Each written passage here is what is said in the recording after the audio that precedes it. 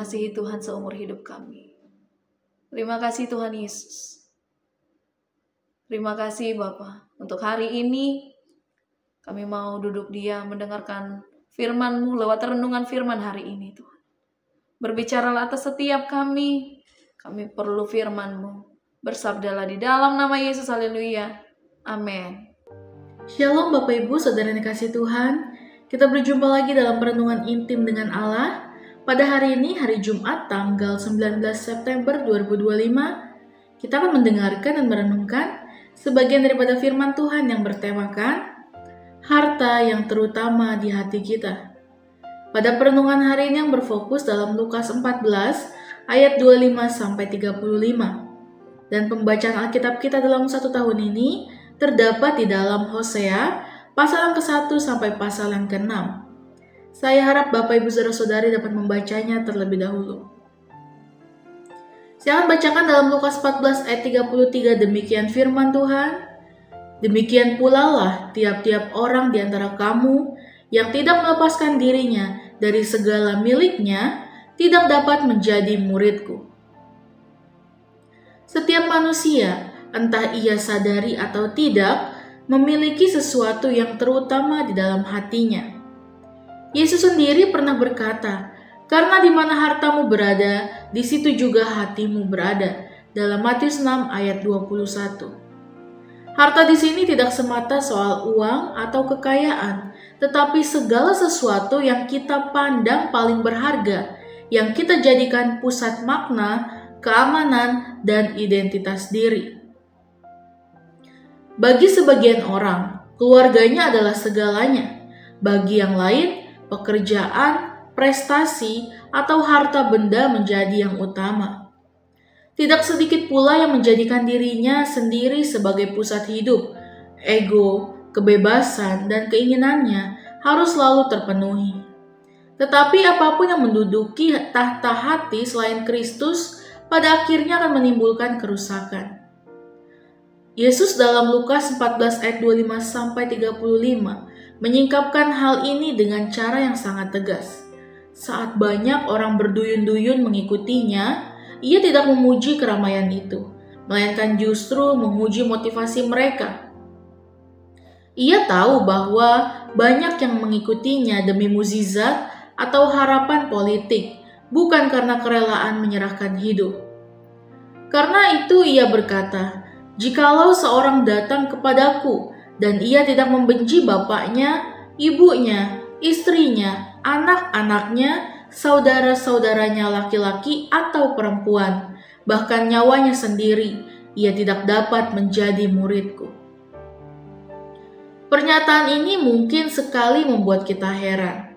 Bukankah Allah memerintahkan kita untuk mengasihi orang tua? Bukankah keluarga itu karunia Tuhan? Benar. Tetapi Yesus sedang menegaskan prioritas kasih. Kasih kepada Kristus harus lebih utama daripada kasih kepada siapapun. Kata membenci di sini adalah idiom untuk mengasihi kurang daripada. Jadi yang Yesus maksud bukanlah kebencian literal, melainkan perbandingan. Kasih kepada Kristus harus jauh melampaui semua kasih yang lain. Pertanyaannya bagi kita, apakah Kristus benar-benar harta terutama di hati kita? Ataukah ia hanya salah satu dari banyak hal yang kita hargai? Inilah yang Dietrich Bonhoeffer, seorang teolog, sebutkan sebagai the cost of discipleship, harga mahal dari pemuridan. Anugerah keselamatan memang cuma-cuma, tetapi mengikut Kristus menuntut seluruh hidup kita. Orang percaya dipersatukan dengan Kristus bukan hanya dalam kemuliaannya, melainkan juga dalam penderitaan dan kematiannya, dalam Roma 6 ayat 5 dan Roma 8 ayat 17. Salib bukan aksesoris tambahan, melainkan tanda keaslian pemuritan. Yesus kemudian memberikan dua perumpamaan tentang orang yang hendak membangun menara dan raja yang hendak berperang, dalam ayat 28-32. Keduanya menekankan pentingnya menghitung biaya. Menjadi murid bukan keputusan emosional sesaat, tetapi komitmen seumur hidup. Orang yang hanya mengawali tanpa menyelesaikan akan menjadi bahan ejekan. Demikian pula, orang yang ingin berperang tanpa memperhitungkan kekuatannya akan binasa. Yesus ingin agar para pengikutnya sadar sejak awal.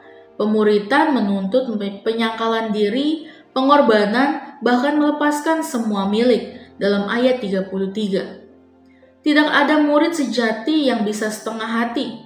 Mengapa Yesus menekankan begitu keras? Karena ia tahu bahwa apa yang menguasai hati kita akan menentukan arah hidup kita.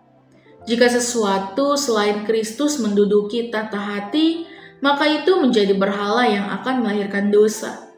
Jika harta dunia menjadi pusat hati, kita akan hidup dalam kecemasan dan keserakahan. Ketika kehilangan sedikit saja, hati menjadi gelisah. Ketika orang lain lebih makmur, hati menjadi iri. Jika pengakuan manusia menjadi yang terutama, kita akan mudah marah saat diabaikan, atau sakit hati ketika tidak dihargai. Hidup kita akan bergantung pada pujian orang lain. Jika keluarga menjadi pusat hati, kita akan goyah bila orang yang kita kasihi mengecewakan atau berpaling. Kasih kita berubah menjadi kontrol atau kepemilikan yang merusak.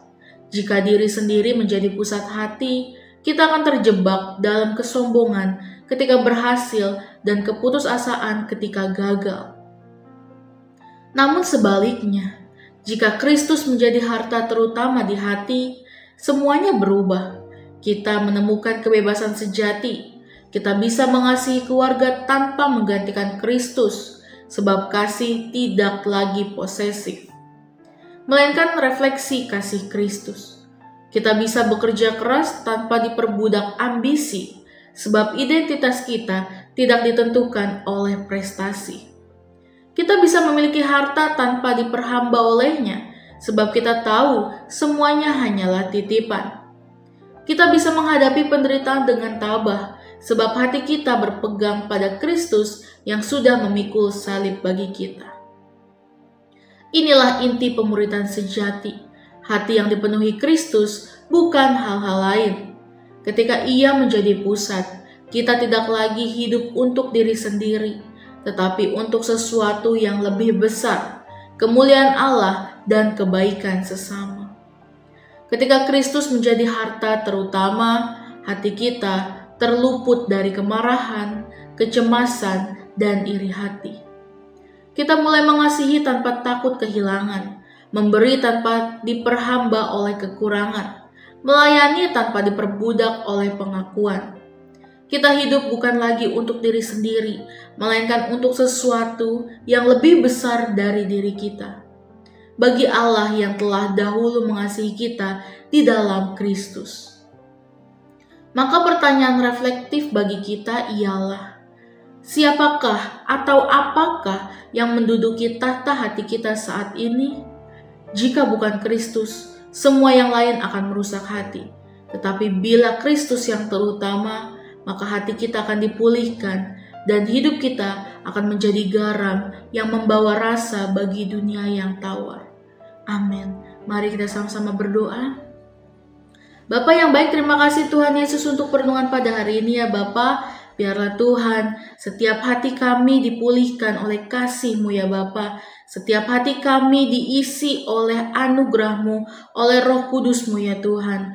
Biarlah Tuhan, dimanapun kami berada, kami dapat menjadi terang-Mu. Kami dapat menjadi garam dimanapun kami berada untuk memberi rasa cukup, rasa kasih ya Bapa yang Engkau berikan kepada kami. Terima kasih ya Bapa, setiap firman-Mu yang sudah kami dengarkan ya Bapa. Biarlah firman-Mu selalu menjadi rema bagi kami. Terima kasih ya Tuhan, biar kehendak-Mu yang jadi bagi kami. Dalam nama Tuhan Yesus, haleluya, amin. Salam sejahtera bagi kita semua, shalom.